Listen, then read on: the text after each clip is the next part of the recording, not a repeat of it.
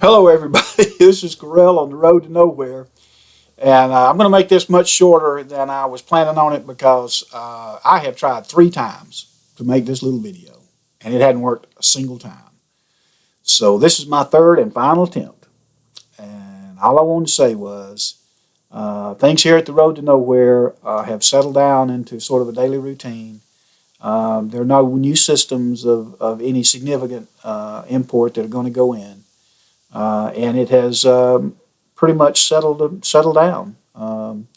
There'll be a couple of more things. I'll insulate the ceiling and put up some ceiling covering and that type of thing. But as far as major improvements, this is what it is. And it's very comfortable, and I think I've showed that. So um, I will say this. This was very interesting. I don't have a television here at the tiny house by design.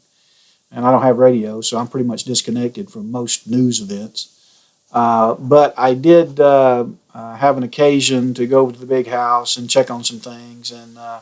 And as I was leaving, for some unknown reason, I said, there's a documentary that I watch occasionally. I think I want to take a little look at it. It's called Cliffhanger. It's a Frontline episode called Cliffhanger, and it's really interesting. I like to watch it. But anyway, I cut it on, and I couldn't remember whether it was on Netflix or Amazon Prime or whatever. But anyway, I made my way over to Amazon Prime, and all of a sudden there was this documentary, because, it gives you the other documentaries you might be interested in, called Energy 2050, after the oil crash or something like that. But Energy 2050. I think I'll take a look at that. And lo and behold, there is a town in Austria that was very economically depressed and had been for almost a generation. The town leaders were up on a hill at a castle that overlooks this Austrian town, and trying to figure out how they could do something that would be economically uplifting to this area. Most of the people commuted 200 kilometers. That's 120 miles or so to a town every day to work. And so they were trying to figure something out. Well, they looked at it and said, well, we have a lot of these forests, and the wood is practically worthless. I mean, nobody uses it over there, apparently, for much. And they had this huge power bill from the grid with fossil fuels. And they said, well, why don't we try to get off the grid, and instead of buying these energy, we can build our own energy and we can save that money. So they did. And they built a plant that uses wood chips, and they do a gasification process. It's a well-known process. It's basically wood alcohol, basically, is what they're doing. The same kind of process. It's been known for 100 years. But they did it on a commercial scale, a small commercial scale, for a municipality of about 4,000 or 5,000 people. And it worked very well, and they went, branched off from there and started doing biodigestion from some of the leftover agricultural waste that they had. And then they started doing solar cells when that technology became more advanced. And I will tell you, it is almost exactly everything I was doing here at the Road to Nowhere on the scale of a small municipality, to the extent that they were able to sell back and completely go off grid, completely zero fossil fuels, that whole thing. Very interesting. It was validation. I'm going, wow, there it is. They're doing it. I mean, they were very proud of the fact that they were using existing technology. That's one of the things I was big on here. So much so that they were able to build a hotel to house guests that were coming from all over the world to see this small town. They call it the Miracle. And it was also very interesting that in this talk where they had these people from the other municipalities, that they were saying this has to be done at the municipal level, because one of the things about this is you're generating power closer to where people use it. You don't have the power grid and transmission lines and all that. You don't need them, because we're generating power here where it's needed with renewable resources that are within 30 or 40 miles of the plants, and then we're supplying the people that are right here as well. So to do it at the municipal level just makes sense. You don't need to do it at any other level. And by the way, you won't do it at any other level. You won't do it at a national level, because the the powers that be are so entrenched and so interested in their own survival, you would never do it at that level anyway. But you don't need to. So it was a very interesting thing. It was called Energy 2050, and I think it's uh, I think it's the way of the future. It's not really why I did this project. This project had a smaller scale. It was more like if it got to be where I had to do for my family, just for my family, would I be able to provide for that? The answer to that question is absolutely yes. The answer to the question is, will I ever do it? And the answer to that, unfortunately, is no. No. And the reason for that is, well, there's a couple of reasons. First of all, I'm 59 years old. And if even if it happened tomorrow, I don't know that I have the energy left to make it work. And it would take a lot of young people getting here on a very quickly to take up the mantle, to learn these things and put them in operation so that they could go. And I just don't see those people. They're not here now. And I don't see them coming over the hill anytime soon. And a lot of the reasons that would keep me here until they got here are leaving, slowly leaving. And so I think it might be a great idea or a necessary idea that the timing just wasn't right. And that has been a problem in the past. But on the bright side, I think it showed me a lot of what the problem is, one of perception. As I say, I don't have a television. And I think a lot of the angst and a lot of the angst that we feel as a society comes from that television. I really think that. I know 2 or 3 weeks ago, a friend of mine was coming up from Florida. I said, I talked to him. I didn't know where it was. Called him on his cell phone. Oh, I got the family in the car. We're coming up from Florida, but we can't find a hotel room, and the gas stations are all crowded, and blah blah. And I'm going, well, why can't you find a hotel room? And why are you coming out of Florida to begin with? And he goes, because of the hurricane, man. And I'm going, hurricane? What hurricane? He said, Hurricane Matthew. I mean, oh, there's a hurricane coming? He said, what are you talking about?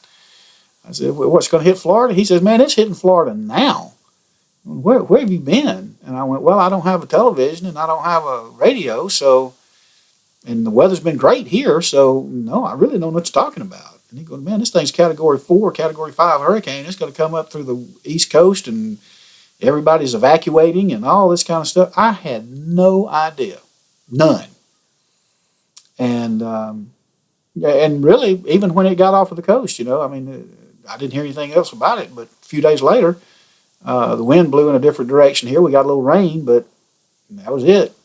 So it didn't. That whole episode did not affect me one bit. Now I know it was bad for the people on the coast, and I'm glad that they got forewarned and all that. Some people left, some people didn't. Some people could, some people couldn't. And it had a devastating effect in some places, but you see, it didn't for me. And I would never have known about it had I not talked to that guy. And there are things I'm sure that people are talking about every day. Facebooking everybody and all this discussion and social media and blah, blah, blah, blah, blah. I don't know anything about it. You know why? Because I don't want to know anything about it. It doesn't affect me. I hate to be that way, but let's face it. I've had a pretty good life. I'm 59 years old. I've lived through since the end of World War II. We've had a pretty great run. There've been some hiccups along the way, but I never fought in a war. I never had, we had a gas crisis in the 70s, but that wasn't that big a thing. We've had all kinds of things go on. And, from what I hear, this election cycle isn't too great, but they'll elect somebody, and it'll keep on going. And when it doesn't go, then they'll figure out something else. But me worrying about it never changed a thing. I never did one thing. Never did a thing to change anything other than vote. I did vote. But no, just lived out my life. And I saw that was what a lot of people were doing. And felt like, well, it's not going to be how it's going to go soon. So I came and did this. And nobody came with me. So it must not have been that important. And if it happens, then, hey, nobody came. So nobody came. It was very gratifying, though, to see that the systems that I was on the right track. I was on the right track. And the things that I found out, somebody else had already found out before me, but I independently verified that it was the case. What I did find was that, I'll put it this way. Also in that hurricane thing, I heard about people that were refusing to evacuate. And they were generally older people, not devil, not, some type of daredevil type people, They were just regular people, but they were older. And they stood to lose everything they had, get blown out in the ocean, And they were going, well, if that happens, I'll just go out there with it. And everybody, oh, that's crazy. And all of a sudden I thought, well, no, they don't have any insurance. You can't get insurance for that kind of thing. So if all of their possessions get blown out into the ocean, I guess they're just rather get blown out in the ocean with them. I mean, they are what they have. And that's wrong. I mean, that's wrong. But in today's society, it's understandable. Some people can compartmentalize that stuff. I'm sure they say they can or they think they can. Me, I couldn't. Never could. The only way I could get away from it was get rid of everything I had. And come to a place where I knew what I had. I know what I have. And right now there's nothing.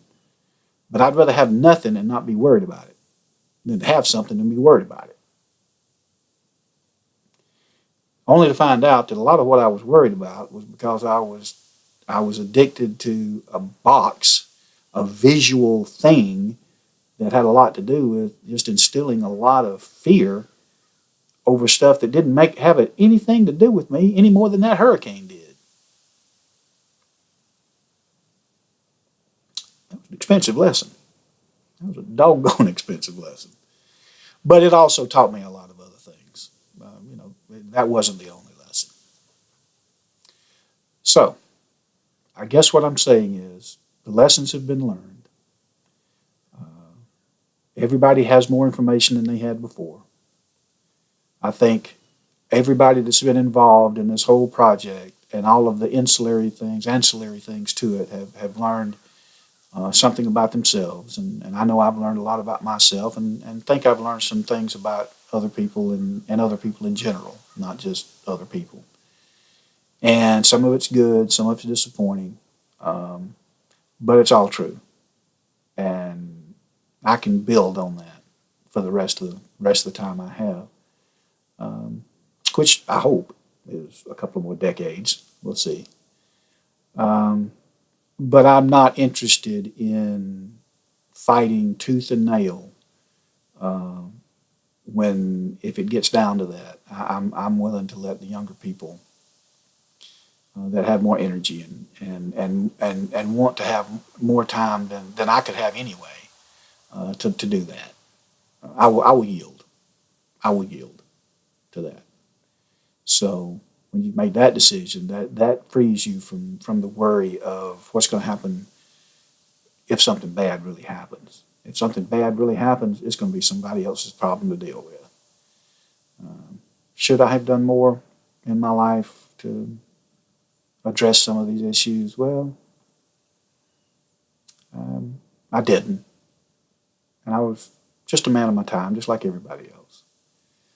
So I enjoy the life. I'll be here at the road to nowhere. So, and I'll be smiling. Come see me. Drop me a line. But I don't think there'll be many more of these. If something of major import comes up, I'll do that. But basically, this will be it. Take care of yourselves. Be happy. It's a choice. It really is a choice. If you really find yourself getting, anxious about a lot of things, cut the TV off and go to the park. A lot. Well, as I say, take care of yourselves and be happy. And we'll see you next time here on the road to nowhere. Bye.